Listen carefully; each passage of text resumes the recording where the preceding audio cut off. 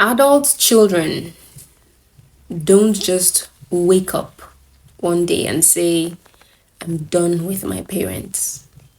I don't want to deal or speak with my parents any longer.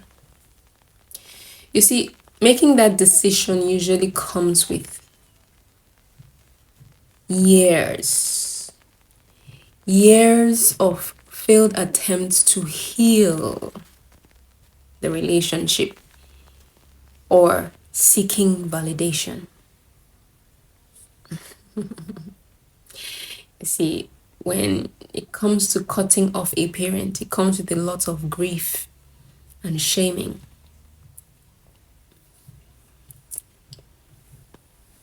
We never look at the emotional pains that comes with such decisions. We're quick to judge, even without actually paying attention to what must have triggered such a decision. Some people are just difficult to get along with.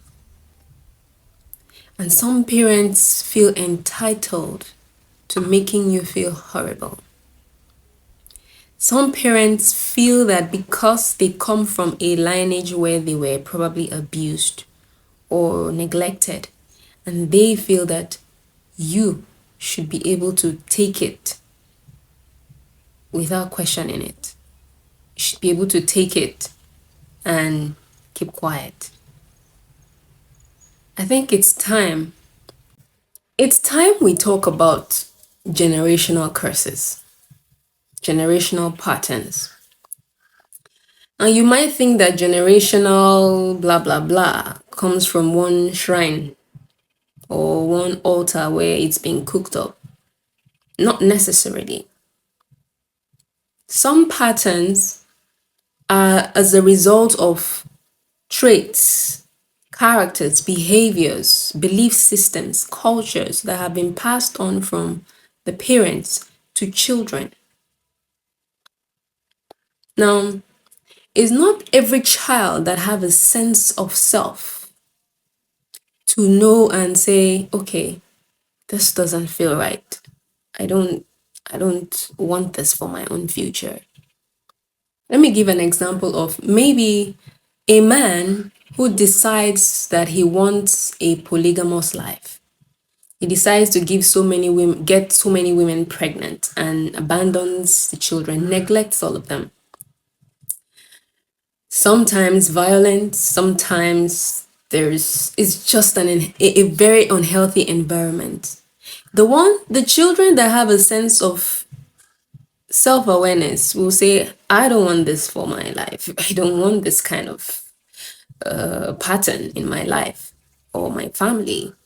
But you see, the one that idolizes that father, that will be the one that will want to carry on the generational pattern. It takes a deep sense of awareness and a change in mindset to say, this needs to stop.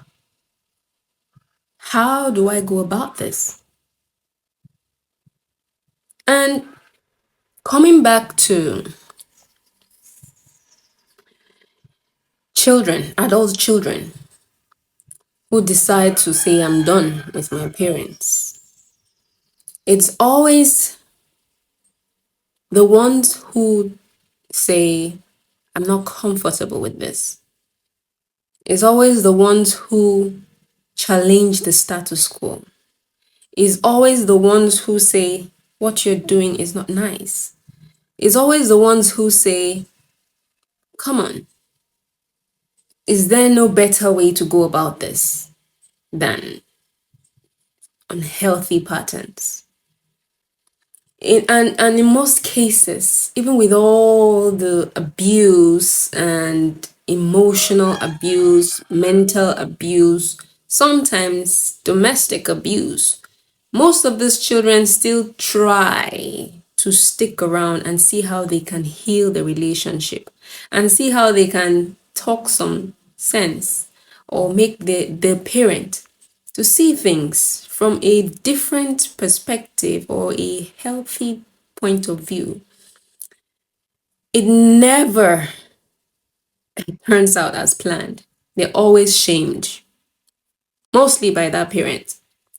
They're shamed, and this always results in immense grief.